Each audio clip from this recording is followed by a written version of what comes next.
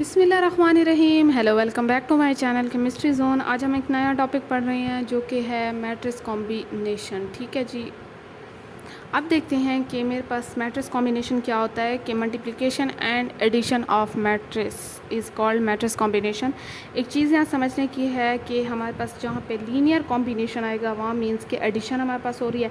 अब यहाँ मैं अगर 15 को करूँ is equals to 3 multiply 5x, तो मेरे पास आ सकता है जब 3 को 5 के साथ मल्टीप्लाई करेंगे तो 15 ही आएगा। यहाँ तक बात क्लियर है। So we can say that 5x is, यहाँ पे अगर लीनियर कॉम्बिनेशन की बात की है तो आप लोगों ने एक चीज़ ध्यान में रखनी है कि मेरे पास ये वाली चीज़ जो है वो इसके बारे में कह रही है। मीन्स के लीनियर कॉम्बिनेशन मीन्स के एडिशन की बात हो रही है। ठीक है, जब एडिशन की बात हो रही है तो मेरे पास अगर मैं 5x के लिए 2 मल्टीप्लाई 3x करूँ, sorry plus 3x, 2x plus 3x करूँ तो 5x आता है। यहाँ तक बात क्लियर है। लेकिन मल्टीप्लिकेशन की बात करूँगी तो मेरे पास क्या आएगा 3x मल्टीप्लाई 5x। यहाँ तक बात क्लियर है। तो अब मैं मैट्रिक्स अब देखते हैं कि मेरे पास मैट्रिक्स एडिशन क्या आती है। Only possible if order of both matrix is same. Means के जब कोई भी हमारे पास दो मैट्रिक्स दिए जाएंगे तो उसमें ऑर्डर सेम होना चाहिए। मीन्स कि अगर इसमें 2 रो हैं तो इसमें भी 2 रो होनी चाहिए, अगर इसमें 2 कॉलम है तो इसमें भी 2 कॉलम होने चाहिए, तभी हमारे पास क्या हो सकती है, एडिशन हो सकती है। चलिए जी देखते हैं कि वो कहते हैं कि एग्जांपल लेट सपोज रो और कॉलम फर्स्ट मैट्रिक्स का अगर है 2/2, मीन्स के 2 रो हैं 2 कॉलम है, तो सेकेंड मैट्रिक्स का भी 2/2 ही होना चाहिए, 2 रो और 2 कॉलम्स होने चाहिए। ठीक है जी, ये देखें कि हमारे पास एक एग्ज़ाम्पल है ABCD। अब दूसरी है मीन्स के बी मैट्रिक्स है EFGH। मैंने ये सिर्फ एग्जांपल लिया। एक चीज़ आप लोग नोट करें कि इसके 2 रोज़ हैं, इसके 2 कॉलम है, इसके भी 2 कॉलम है, मीन्स के इनका ऑर्डर सेम है, तो इनकी एडिशन हो सकती है। क्योंकि हमने कहा था जिसका ऑर्डर सेम हो या row number of row and column same हो तो हमारे पास क्या होगी कि उसकी एडिशन हो सकती है। तो A प्लस बी है, हम क्या करें हैं, एडिशन करें हैं किस चीज़ की, A मैट्रिक्स और B की। तो हम लिखेंगे A plus E B plus F. जैसे ये देखें A plus E B plus F C plus G D plus H. यहाँ तक बात क्लियर है। ऐसे हमारे पास एडिशन हो जाएगी। अब आपने एक चीज़ ये भी देखनी है कि लेट सपोज अगर मेरे पास ऑर्डर सेम नहीं आ रहा, जैसे ABCD है और यहाँ पे B है, इसके सिर्फ एक कॉलम है हमारे पास और 2 रोज़ एक किस्म का आ रही हैं। अब ये 2 रोज़ तो ऐसे होंगी और एक कॉलम ऐसे होगा, ये 2 रोज़ ये 2 कॉलम, तो हमारे पास सेम नहीं है ऑर्डर। ठीक है, तो इनकी एडिशन इज़ नॉट पॉसिबल। आप लोग जब कोई भी क्वेश्चन टीचर देती हैं आपको एग्ज़ाम में कि हाँ भाई इसकी आप लोगों ने एडिशन करनी है, तो आप लोग सिंपली ये लिख दें कि addition is not possible because order is not same. ठीक है, तो अब मैट्रिक्स मल्टीप्लिकेशन की तरफ जाते हैं कि लेट सपोज अगर मेरे पास कोई भी मैट्रिक्स है, उसका आप देखें कि वो कहते हैं अगर A का जो है रो 2 है और कॉलम 3 है तो मेरे पास क्या होगा। लेट सपोज इसे मैं L मल्टीप्लाई M करती हूँ और इसे मैं N मल्टीप्लाई O करती हूँ, तो और B जो है मैट्रिक्स उसका 3 मल्टीप्लाई क्या है 1 कर दे कॉलम। तो अब एक किस्म का ये मैं सिर्फ आपको बता रही हूँ कि अगर M is equals to N होगा, मीन्स के कॉलम और ये रो अब सेम होगी, row of one matrix and column of another matrix, then multiplication is possible. Means के यहाँ आप लोगों ने एक चीज़ ये देखनी है कि एक का रो या एक का रो दूसरे का कॉलम सेम आ रहे हैं। ठीक है, अब जो है आप लोगों ने कोई भी मैट्रिक्स आपको दिया जाता है जिसमें 2 रोज़ होती हैं 3 कॉलम होते हैं, मीन्स के 2 रोज़ होती हैं 3 कॉलम होते हैं, और दूसरा मैट्रिक्स आप लोगों को दिया जाता है जिसमें 3 रोज़ होती हैं और सिर्फ एक कॉलम होता है। तो ये 1 2 3 और ये 1 2 3 ये इसके क्या हैं कॉलम और इसकी रोज़ हमारे पास क्या है सेम आ रही हैं, तो हमारे पास इसकी मल्टीप्लिकेशन हो सकती है। ठीक है जी, अब आगे देखते हैं। न्यू ऑर्डर जो है वो क्या होगा, हमारे पास बनेगा 2 मल्टीप्लाई 1। जो हमारे पास चीज़ आएगी वो क्या होगी, L मल्टीप्लाई ओ 0 कर दें या सॉरी O कर दें तो हमारे पास वही न्यू ऑर्डर आएगा। चले जी अब देखें एग्जांपल की तरफ बढ़ते हैं। हमारे पास A है, ये वाला ABCD, ये हमें मैट्रिक्स दिया हुआ है A, और B वाला EFGH मैट्रिक्स दिया हुआ है। तो हमारे पास कैसे मल्टीप्लिकेशन होगी। अब मल्टीप्लिकेशन का आप लोगों ने तरीका समझना है। अब मेरे पास ये चीज़ जो है, ये पहली रो ए एंड बी किस चीज़ से मल्टीप्लाई होगी, पहले कॉलम से मल्टीप्लाई होगी। हमने ये कहा था कि मल्टीप्लिकेशन तब हो सकती है कि कोई रो और कॉलम इक्वल हो, क्योंकि मल्टीप्लिकेशन में हम रो को कॉलम के साथ मल्टीप्लाई करते हैं, ठीक है। इसीलिए हमने कहा कि रो और कॉलम का इक्वल होना ज़रूरी है। एडिशन में ये चीज़ कही थी कि हमारे पास रो भी सेम हो और कॉलम भी सेम हो, लेकिन यहाँ ऐसा केस नहीं है। यहाँ आप लोगों को सिर्फ इतना देखना है कि रो एक सेम हो और एक कॉलम सेम हो, और जो चीज़ बचेगी उसको आप लोग जब देखेंगे तो वहीं से न्यू ऑर्डर फॉर्म होगा। जैसे अब ये देखें कि हमारे पास यहाँ पे 2 रोज़ हैं और 2 कॉलम्स हैं, मींस कि ये 2 रोज़ हैं 2 कॉलम हैं, और यहाँ पे भी सेम केस है। तो मेरे पास ये देखें कि ये आप लोग देख रहे हैं लास्ट वाले और इसका पहला वाला, कि हमारे पास ये जो है ऑर्डर तो सेम है, मींस के 2 को 2 के साथ क्या करें हैं, सेम है। हमने एक रो एक कॉलम को सेम करना था, तभी मल्टीप्लिकेशन होती थी। और जो चीज़ें ये 2 बच रहे थे तो इनका क्या बन रहा था, न्यू ऑर्डर बन रहा था। यहाँ तक बात क्लियर है। आप देखें कि आपने क्या कहा है कि रो को क्या करना है, कॉलम के साथ मल्टीप्लाई करना है। मैंने ए बी को ई जी के साथ किया है। ए डॉट मतलब कि प्रोडक्ट है, मल्टीप्लाई हो रहा है किसके साथ, ई के साथ। फिर बी मल्टीप्लाई हो रहा है जी के साथ, दरमियान में क्या साइन आएगा, प्लस का आएगा। फिर सेम सी और डी को एफ एच के साथ करना है, सॉरी सी डी को फिर इसके साथ करना है और फिर इसके साथ। मींस के जब एक रो इस कॉलम के साथ पहले मल्टीप्लाई होगी, फिर यही रो इस कॉलम के साथ होगी, ये रो पहले इस कॉलम के साथ, फिर ये इसके साथ। अब देखें कि मेरे पास ए बी इसके साथ मल्टीप्लाई हो गया, अब ए बी एफ और एच के साथ होगा, ए एफ और बी एच, ठीक है। तो दूसरा मेरे पास देखिए कि सी ई डी जी फिर सी एफ डी एच, तो मेरे पास ये बीच में प्लस का साइन लगेगा। अगर ये नंबर्स होते तो आप लोग ऐड कर लेते और इसका जो नया ऑर्डर आता वो 2/2 का आता, क्योंकि हम यहाँ से 2/2 ही निकाल रहे हैं, ठीक है जी। तो आगे देखते हैं। ये देखें कि हमारे पास ये आ गया है कि 2 रो 2 कॉलम वगैरह। तो ये हमारे पास क्या हो गया है, सॉरी ये नहीं है, यहाँ तक है, ये सेकंड क्वेश्चन है हमारे पास।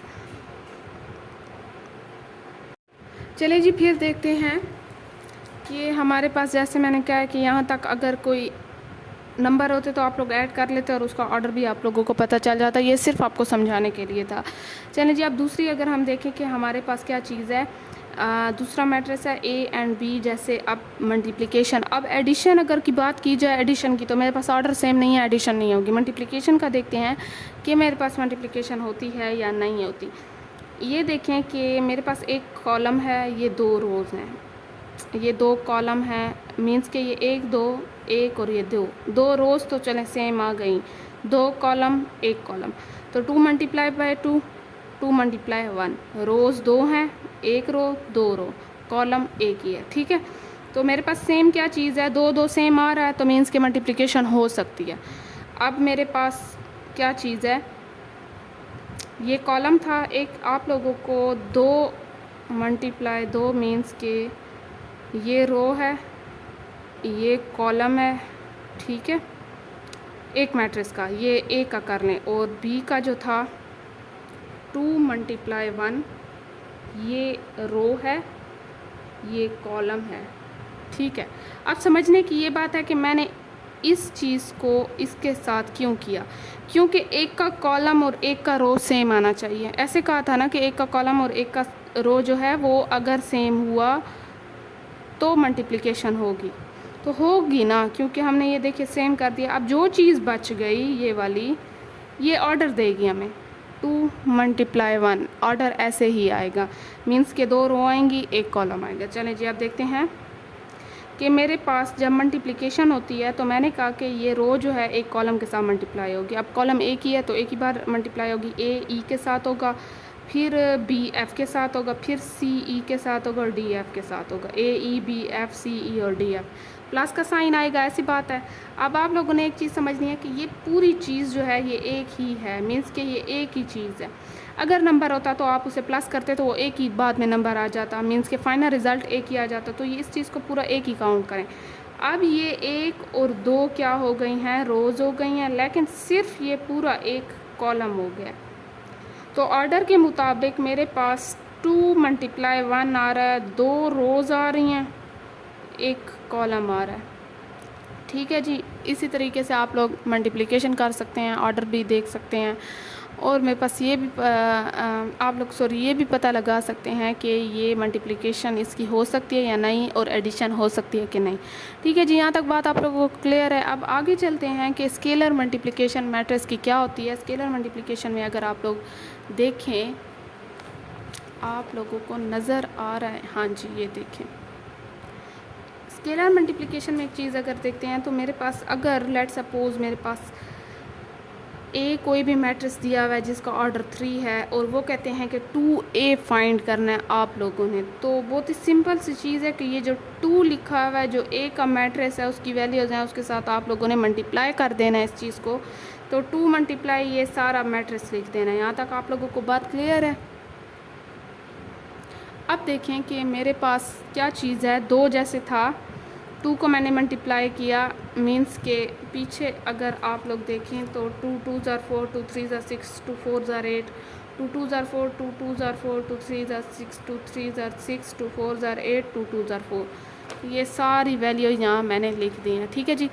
अब देखें कि अगर मेरे पास कोई और एग्जांपल है जिसमें ए भी दिया हुआ है और बी भी दिया हुआ है मैट्रिक्स, और वो कहते हैं कि आप लोगों ने ए और बी फाइंड करना है, तो मेरे पास ए और बी कैसे फाइंड करना है, मल्टीप्लिकेशन हो रही है ए बी का मतलब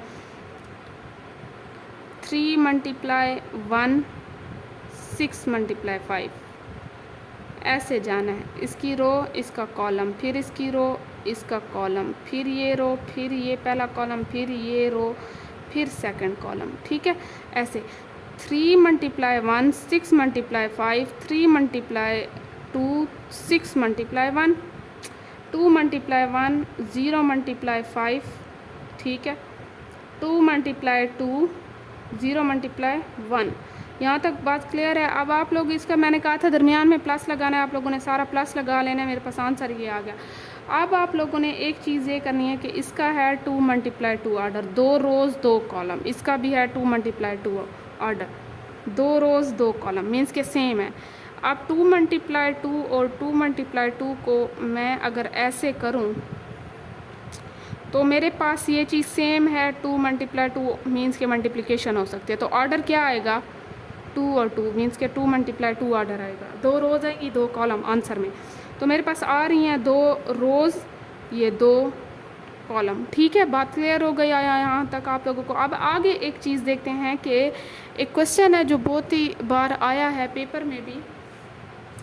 अगर आप लोग ये चीज़ देखिए कि वो कहते हैं अगर हमारे पास कोई भी मैट्रिक है जिसमें C इज़ इक्वल्स टू 3 0 0 2 है, इज़ द लीनियर कॉम्बिनेशन।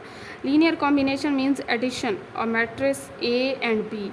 अब C एक मैट्रिक्स दिया हुआ है, वो कहते हैं कि हमारे पास ये A और B की लीनियर कॉम्बिनेशन है, मीन्स के A और B की लीनियर कॉम्बिनेशन मतलब एडिशन है। आप लोग एक चीज़ नोट करें कि मेरे पास वो कहते हैं कि C is equals to A plus B। ठीक है, अब A प्लस बी मीन्स के हमारे पास क्या करना है, आप लोगों ने ऐसे इसको ऐड करना है कि इसका आंसर C के इक्वल है। अब देखते हैं कि हमारे पास आगे क्या चीज़ है। अब देखें A मैंने लिख दिया, B लिख दिया और आंसर C था।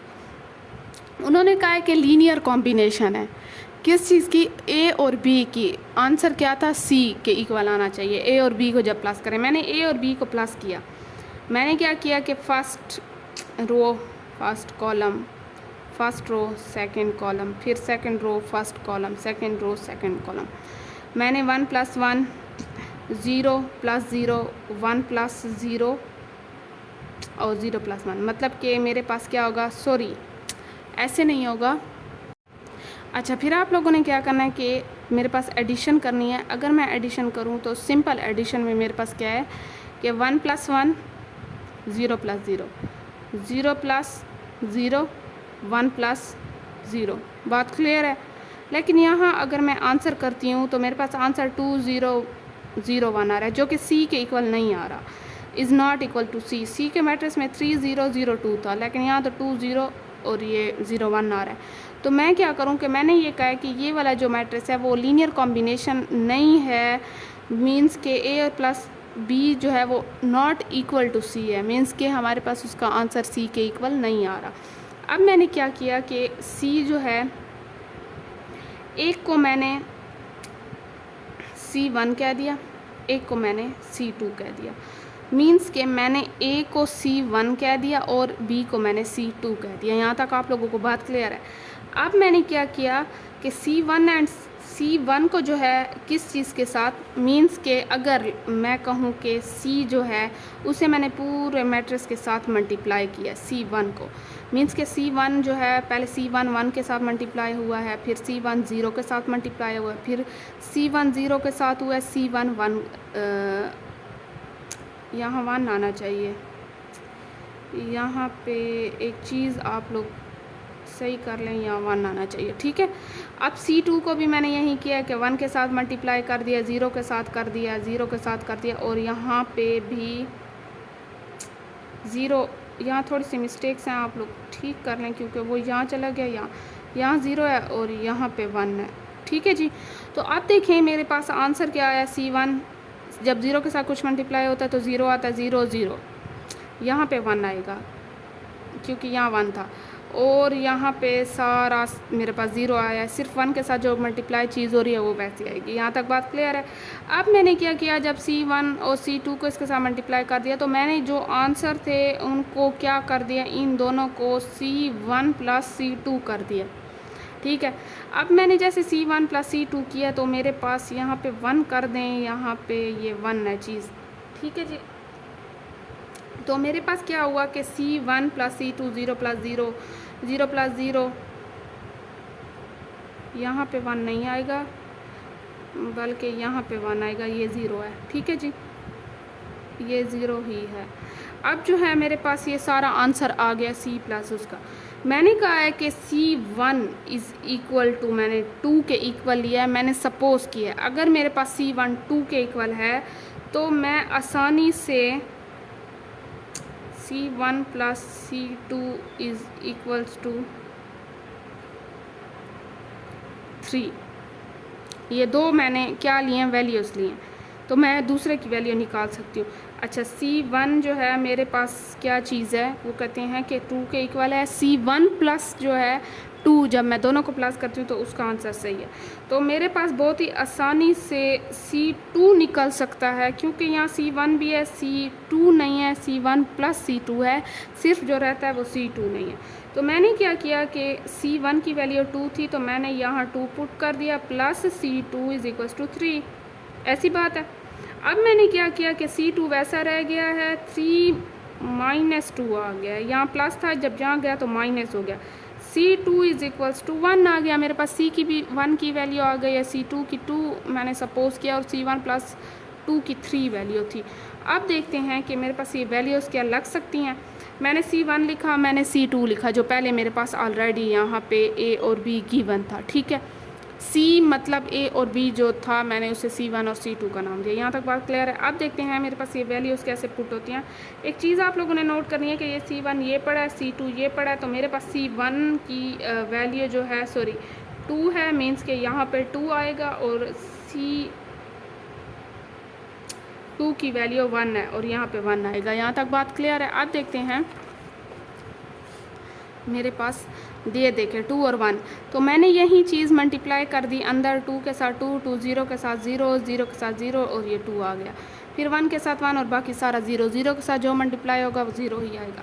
मैंने इन दोनों को प्लस इसलिए किया कि मैंने कहा था लीनियर कॉम्बिनेशन जो है वो A प्लस B जो कि इक्वल टू C आनी चाहिए, तो मैंने इन सब को प्लस कर दिया। मेरे पास जब प्लस किया तो सेम आंसर वही आया जो C का था, मीन्स के ये मेरे पास लीनियर कॉम्बिनेशन थी, ठीक है। आप लोगों को आई होप सो ये थोड़ा सा कंफ्यूजिंग है, थोड़ा सा लेंथी भी है, लेकिन आप लोग एक बार समझने की कोशिश करें तो बहुत ही आसान है। बस ये फिर से थोड़ा सा शॉर्ट रिव्यू आपको दे देती हूँ कि मेरे पास क्या हुआ। उन्होंने मुझे कहा कि आपके पास क्या चीज़ है कि कोई भी मैट्रिक्स है C जो कि लीनियर मीन्स के एडिशन करनी है A और B की, तो वो C के इक्वल आना चाहिए, लीनियर कॉम्बिनेशन है, ठीक है। मैंने क्या किया कि मैंने A और B को प्लस किया, मैंने क्या किया A और B को प्लस किया, क्योंकि सिंपल मुझे जब कहा गया कि लीनियर कॉम्बिनेशन थी तो मैंने A और B को प्लस कर दिया, लेकिन आंसर तो C के इक्वल नहीं आ रहा था। मैंने कहा ये लीनियर कॉम्बिनेशन है ही नहीं, ठीक है जी। फिर मैंने क्या किया, A को एज्यूम किया कि मैं इसे C1 लेती हूँ और B को एज्यूम किया कि मैं इसे C2 लेती हूँ, वैल्यूज़ वही थी, सेम वैल्यूज़ थी, ठीक है। मीन्स के मैंने ये सिर्फ अपने लिए किया, जब ये इक्वल नहीं आ रहा था तो फिर दोबारा से मैंने इन वैल्यूज़ को लिया, ए और बी की। मैंने एक को C1 का नाम दे दिया, एक को C2 का नाम दे दिया। C1 को जितनी अंदर वैल्यूज़ थी मैट्रिक्स के उसके साथ मल्टीप्लाई कर दिया, सेम C2 को भी अंदर मल्टीप्लाई कर दिया। जब मेरे पास सारा मल्टीप्लाई होकर वैल्यूज़ आ गई तो मैंने क्या किया कि उनको प्लस कर दिया, क्योंकि असल बात प्लस की ही थी। जब मैंने प्लस कर दिया तो मेरे पास एक मैट्रिक्स का आंसर आ गया, मीन्स कि ये मेरे पास आंसर आ गया। अब मैंने क्या किया, यहाँ तक जब मैंने ये चीज़ अंदर मल्टीप्लाई करके आंसर निकाल दिया, मैंने इसे यहीं स्टॉप कर दिया, ठीक है। मैंने इसे यहाँ पे स्टॉप कर दिया। मैंने एक चीज़ अज्यूम कर ली, खुद से आप लोगों ने अज्यूम कर लेनी है। मीन्स कि मैंने कहा है कि अगर C1 की मैं वैल्यू 2 रख दूँ और मेरे पास C1 प्लस C2 की वैल्यू 3 है, तो मैं आसानी से C2 की वैल्यू निकाल सकती हूँ पुट करके, ठीक है। जो यहाँ आके नेगेटिव हो जाएगी, मीन्स के माइनस हो जाएगी तो 1 आ जाए। अब मेरे पास C1 की भी वैल्यू आ गई है, C2 की भी वैल्यू आ गई है और C1 प्लस 2 की भी वैल्यू है। लेकिन मुझे ज़रूरत किस चीज़ की है कि C1 और C2 की।